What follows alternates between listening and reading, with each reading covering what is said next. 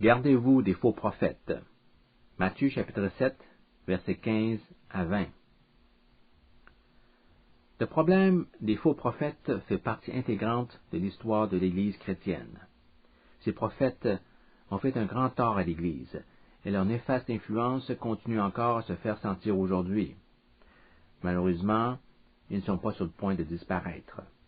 En Matthieu chapitre 7, versets 15 à 20, le Seigneur Jésus nous met en garde justement contre ces dangereux individus. Lisons ce texte. Gardez-vous des faux prophètes. Ils viennent à vous en vêtements de brebis, mais au-dedans ce sont des loups ravisseurs. Vous les reconnaîtrez à leurs fruits. Cueille-t-on des raisins sur des épines ou des figues sur des chardons? Tout bon arbre porte de bons fruits, mais le mauvais arbre porte de mauvais fruits. Un bon arbre ne peut porter de mauvais fruits, ni un mauvais arbre porter de bons fruits. Tout arbre qui ne porte pas de bons fruits sera coupé et jeté au feu. C'est donc en leurs fruits que vous les reconnaîtrez. Dans ce passage, le Seigneur Jésus dit à ses disciples et à son Église, « Faites très attention aux faux prophètes, car ils peuvent pénétrer dans l'Église habillés en peau de brebis, c'est-à-dire en se donnant l'apparence de brebis. Sachez que sous cette peau se cachent des loups extrêmement féroces. Ils sont en quête de proie et n'attendent que le moment propice pour vous dévorer. Par leur présence, ils font courir un danger aussi grand qu'un troupeau de moutons menacé par une meute de loups affamés. » La force de ces faux prophètes réside dans leur capacité à se présenter comme d'innocentes brebis. Si vous les regardez au milieu d'un troupeau, ils ressemblent exactement à toutes les autres brebis. À moins d'avoir été mis au courant de leur présence, vous n'auriez jamais soupçonné que certaines brebis sont en réalité de dangereux loups. Ainsi, le Seigneur Jésus nous fait cette mise en garde. Ce qui ressemble à une brebis n'est pas nécessairement une brebis. Les apparences peuvent parfois être trompeuses. Comme vous le savez, la brebis représente souvent le croyant dans la Bible. Lorsque Jésus affirme que les faux prophètes ressemblent à des brebis, il faut comprendre que ceux-ci ressemblent de l'extérieur aux chrétiens. Ils font tout ce qu'un chrétien fait. Ils parlent comme les chrétiens et ils agissent comme les chrétiens. À l'Église, on les accepte et on les écoute. On se souviendra que Paul, dans un souci de protéger l'Église d'Éphèse, donna cet avertissement aux anciens. « Je sais qu'il s'introduira parmi vous, après mon départ, des loups cruels, qui n'épargneront pas le troupeau, et qu'il s'élèvera du milieu de vous des hommes qui enseigneront des choses pernicieuses pour entraîner des disciples après eux. Veillez donc. » Actes chapitre 20, versets 29 à 31. Soyez en garde contre les faux prophètes. Parmi ceux que vous côtoyez, surgiront des hommes qui diront des mensonges pour se faire des disciples. Nous percevons maintenant toute la portée des paroles de Jésus. Les ennemis se trouvant à l'extérieur de l'Église sont beaucoup moins à craindre que ceux ayant réussi à se dissimuler dans l'Église. En effet, il est plus facile pour le berger de prendre soin de son troupeau lorsque le loup est à l'extérieur de l'enclos. Si le loup parvient à se cacher parmi des brebis en se déguisant comme une brebis, le berger ne se doutera pas tout de suite de sa présence. Malheureusement, le loup a alors tout le temps qu'il lui faut pour se régaler de quelques brebis avant qu'on s'occupe de lui. Mais un tort irréparable aura déjà été fait au troupeau. C'est pourquoi il est d'une importance capitale pour le bien-être de l'Église de savoir identifier ces faux prophètes le plus tôt possible. Ceci limitera les dommages qu'ils pourraient causer. Mais tout d'abord, regardons le contexte dans lequel les paroles de Jésus ont été dites. Le Seigneur Jésus a enseigné que dans la vie, il y a deux chemins. On peut choisir entre un chemin étroit et un chemin spacieux. Le chemin étroit est celui qui mène à la vie, mais c'est un chemin difficile. Le chemin spacieux est celui qui mène à la perdition. C'est un chemin facile à suivre. Lequel de ces deux chemins allez-vous prendre? Nous constatons qu'il y a un lien étroit entre ce passage, en Matthieu chapitre 7, versets 13 et 14, et celui qui nous met en garde contre les faux prophètes.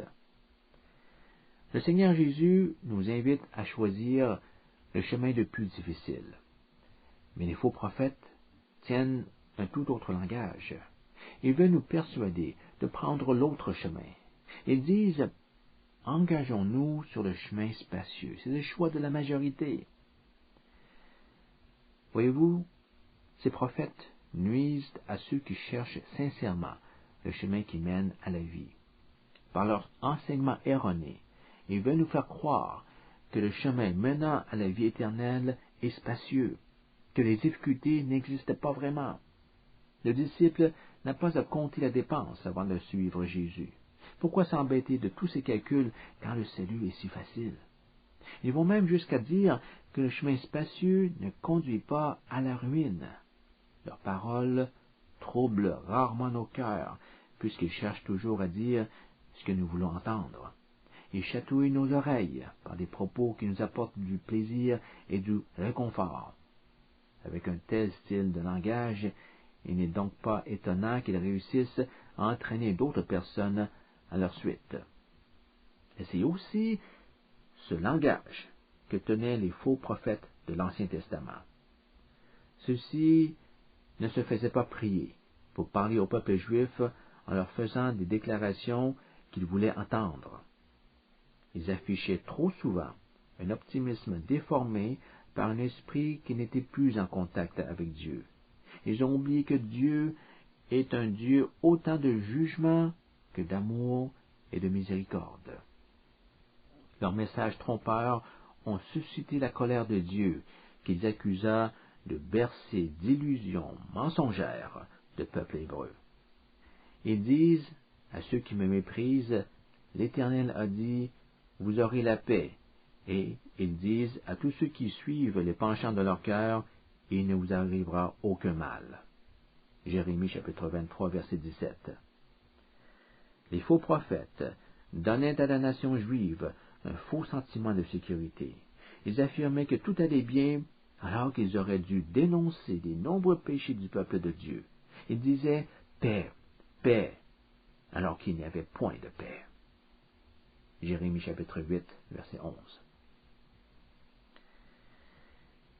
Il y a dans l'Ancien Testament une intéressante histoire, mettant en parallèle le faux prophète et le vrai prophète. Elle nous permet de voir simultanément ces deux types de prophètes en action. Cette histoire, impliquant le prophète Michée, est racontée à deux reprises. On la retrouve d'abord en 1 Roi chapitre 22, puis la deuxième fois en 2 Chroniques chapitre 18. Qu'est-ce que le passage en 1 Roi chapitre 22 nous raconte? Cette section nous met en présence de deux rois.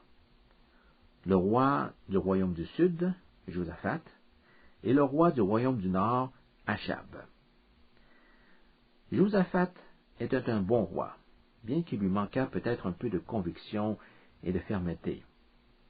À l'opposé, Achab était un roi au cœur malicieux. Il voulait partir en guerre et demanda à Josaphat de former une force commune pour attaquer la Syrie. Josaphat n'a pas tout de suite accepté cette proposition. Il a préféré consulter d'abord la parole de Dieu. Alors, Achab fit appel à ses prophètes. Il réunit ainsi 400 prophètes dont le devoir était de donner leur opinion sur cette idée d'aller en guerre contre la Syrie. Mais il y avait déjà au départ un problème d'objectivité, car tous les prophètes savaient ce que le roi désirait. Le roi Achab voulait faire la guerre. L'opinion qu'ils exprimèrent était tout simplement basée sur ce que le roi voulait entendre. « Prépare la guerre, disait-il, et l'Éternel sera avec toi. Tu vaincras l'ennemi. » Le roi Josaphat ne semblait pas avoir été trop impressionné par ces 400 prophètes. Malgré leur grand nombre, il avait peut-être senti qu'ils ne disaient pas la vérité et qu'ils cherchaient plutôt à faire plaisir au roi Achab. Alors, il demanda à Achab, « N'as-tu pas d'autres prophètes dans ton royaume? » « Oui, répondit Achab, il y a un autre prophète qui s'appelle Michée. Mais je l'aime pas. Il a toujours une opinion qui est contraire à la mienne. Il n'a jamais rien de bon à me dire. Quand je lui demande quelque chose, il n'a que des reproches à me faire. Je ne vois pas pourquoi on devrait lui demander son opinion. » Mais Josaphat insista pour le voir. « Demande-lui de venir ici. Je veux connaître son opinion. » Alors, on envoya un messager pour convoquer le prophète Michée. Lorsque le messager trouva le prophète, il lui dit, « Ne dis rien qui puisse contrarier le roi. Annonce-lui du bien. Tu sais qu'il veut aller en guerre. » De toute évidence, quelqu'un avait donné l'ordre à ce messager d'influencer le prophète. Mais Michée ne se laissa pas intimider. Il lui répondit fermement, « Je dirai ce que le Seigneur me commandera d'annoncer. » On doit convenir que Michée, en répondant de la sorte, n'avait pas froid aux yeux. Cette hardiesse aurait certainement pu lui coûter la vie. Et puis finalement, le prophète Michée se présenta devant les deux rois qui voulaient son point de vue. Achab lui demanda, « Qu'as-tu à nous dire? Devons-nous faire la guerre à nos ennemis? » Michée répondit, « Vas-y, va à la guerre, tu gagneras. » Mais Achab, n'étant pas satisfait de cette réponse, lui dit, « Écoute, Michée, je veux que tu me dises la vérité.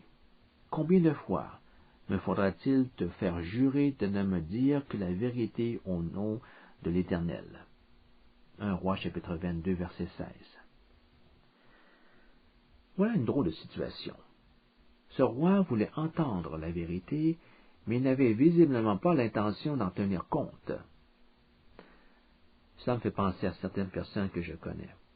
Elles veulent qu'on leur dise la vérité, mais refusent d'y faire face quand cela ne fait pas leur affaire.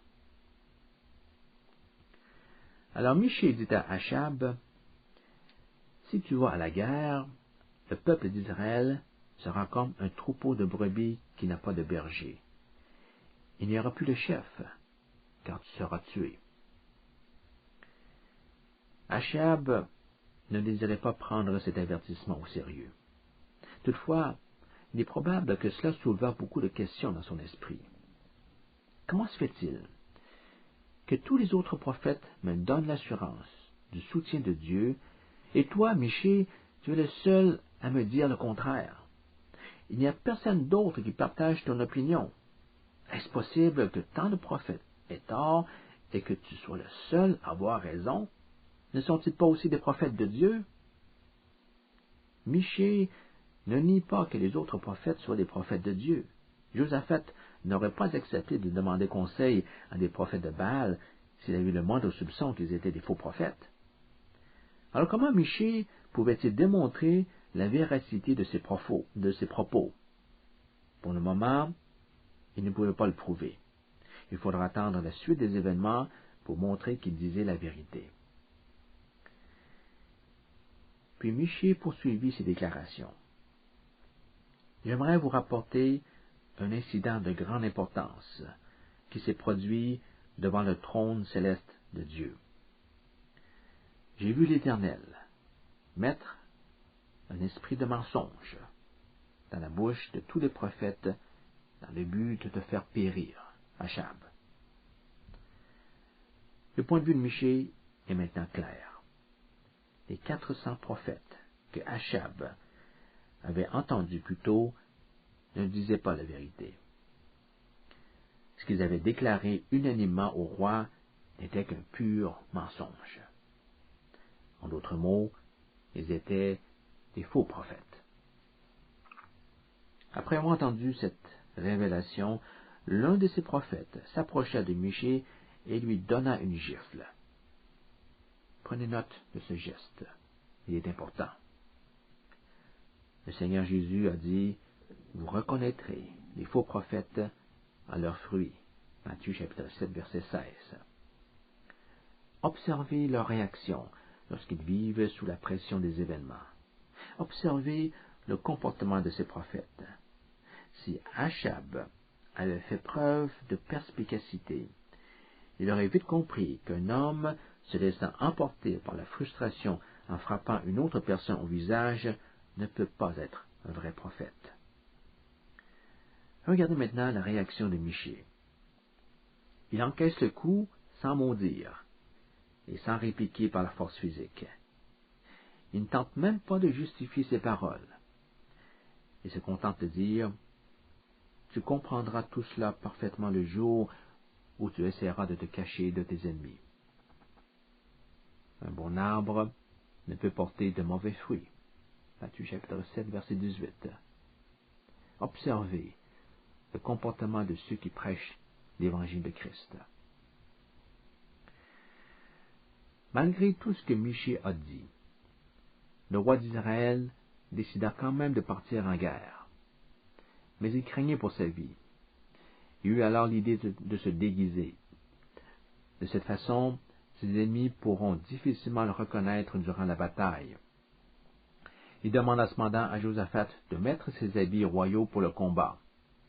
Josaphat n'a pas pensé qu'en étant vêtu de la sorte, il mettrait sa vie en péril, car il devenait une cible facile pour ses ennemis. Tout s'est passé comme Achab l'avait planifié. Les soldats ennemis concentrèrent leurs attaques sur Josaphat, alors que Achab semblait avoir été épargné. Mais tout à coup, une flèche tirée au hasard atteignit Achab, qui mourut de sa blessure le soir même. La prophétie de Michée concernant la fin tragique du roi d'Israël venait de s'accomplir. Cette histoire nous montre une des différences fondamentales qui distinguent les vrais prophètes des faux prophètes. Les faux prophètes répètent sans cesse « paix, paix », alors qu'il n'y a pas de paix. Ils n'ont que de nouvelles favorables à annoncer. Leurs messages correspondent toujours à ce que nous voulons entendre. Ils ont le tour de nous faire plaisir. Ceci ne veut pas évidemment dire qu'un vrai prophète n'a jamais de mots réconfortants à communiquer, mais il ne prêchera pas avec des paroles réconfortantes lorsque la situation réclame des réprimandes. Dit autrement, il ne vous bercera pas avec de fausses paroles pour faire endormir au milieu de vos péchés.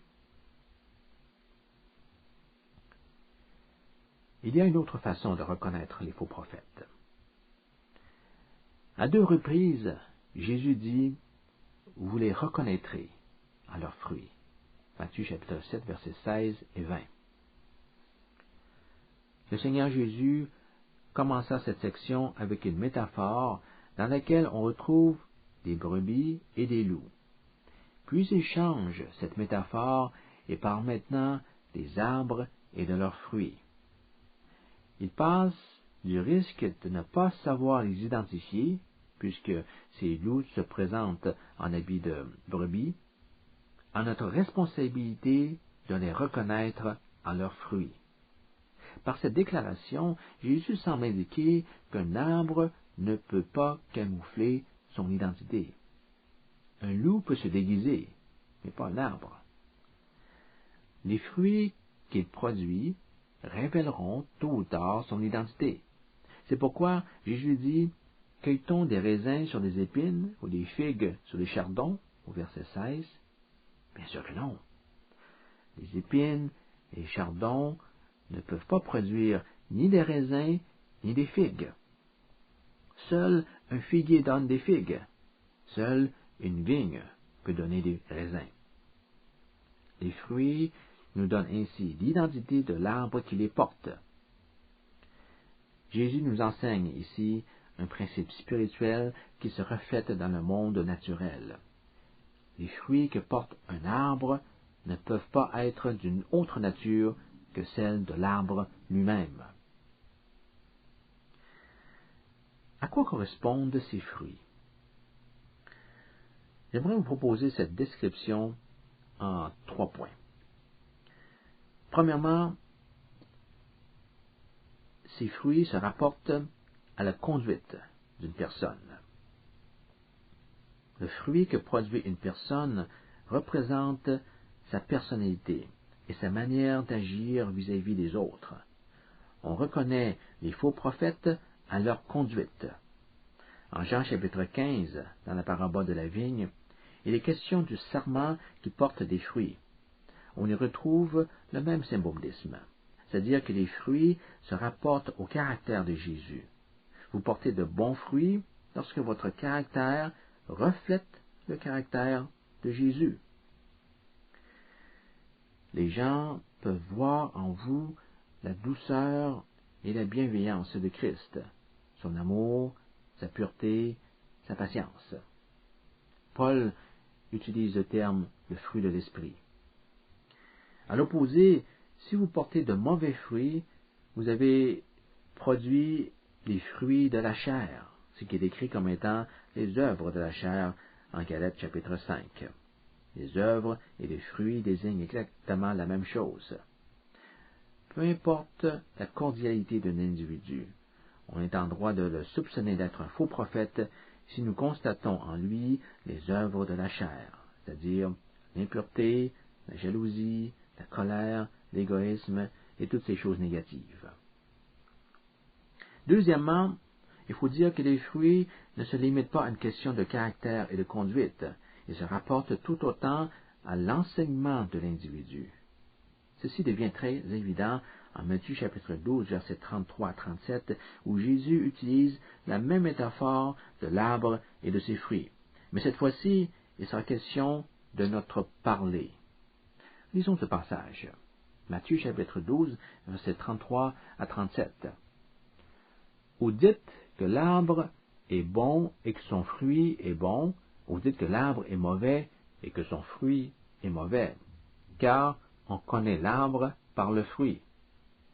Race de vipères, comment pourriez-vous dire de bonnes choses, méchants comme vous l'êtes? Car c'est de l'abondance du cœur que la bouche parle. L'homme bon tire de bonnes choses de son bon trésor, et l'homme méchant tire de mauvaises choses de son mauvais trésor. Je vous le dis, au jour du jugement, les hommes rendront compte de toute parole vaine qu'ils ont proférée. Car par tes paroles, tu seras justifié, et par tes paroles, tu seras condamné. Jésus dit au verset 33, « Car on connaît l'arbre par le fruit. » Puis il affirme dans le verset suivant, « Car c'est de l'abondance du cœur que la bouche parle. » Le lien est facile à comprendre. Les fruits sont à l'arbre, ce que les paroles sont au cœur de l'homme. Si on peut identifier un arbre par les fruits qu'il porte, on peut aussi connaître la vraie nature du cœur d'un homme par ce qu'il dit. Tout comme un fruit révèle l'identité de l'arbre qui le produit, les paroles d'une personne révèlent la condition de son cœur. Ainsi, nous pouvons vérifier, et nous avons la responsabilité de vérifier l'authenticité d'un chrétien en examinant ce qu'il dit et ce qu'il enseigne. En 1 Jean chapitre 4, l'apôtre Jean nous fait part du problème des faux prophètes. Il dit, « Ne croyez pas tous ceux qui prétendent être des chrétiens, car il y a de nombreux faux prophètes dans le monde. Pour savoir s'ils viennent de Dieu, il faut les mettre à l'épreuve. Et quand on met à l'épreuve un esprit, on tient compte autant de son caractère que de ses paroles. » Troisièmement, les fruits se rapportent à l'influence qu'exerce une personne sur son entourage. On n'arrive pas toujours à déceler la présence d'un faux prophète en considérant son caractère ou son enseignement. Malheureusement, il arrive parfois qu'on se rende compte de leur existence seulement après avoir constaté l'influence désastreuse de ce faux prophète sur la vie de ceux qui ont voulu l'écouter et le suivre. Mais il est trop tard. Le mal a déjà été fait. L'apôtre Paul compare l'effet destructeur de son influence à la gangrène qui détruit progressivement la chair. Et leur parole rongera comme une gangrène. 2 Timothée chapitre 2, verset 17. Dans ce même passage, Paul parle d'une influence qui mine la foi de certains croyants, qui encourage l'impiété et qui suscite des querelles. Nous devons toujours garder à l'esprit que ces faux prophètes ne sont pas faciles à démasquer. Comme nous l'avons mentionné, ils ressemblent presque en tout point aux vrais prophètes et ne portent pas toujours des fruits qui vous permettraient de les mettre à l'épreuve. Il faut parfois attendre la saison des fruits pour savoir s'ils viennent ou non de Dieu. Et même lorsque les fruits font leur apparition, il vous faut encore attendre une occasion favorable qui vous permettra d'examiner les fruits de près, car on ne peut pas vraiment identifier un fruit en le regardant à distance. Il faut se rappeler aussi qu'on ne reconnaît pas un arbre par les quelques mauvais fruits qui pendent à ses branches, mais par l'ensemble des bons fruits qu'il porte. Nous savons bien qu'il y a toujours un petit nombre de mauvais fruits sur chaque arbre.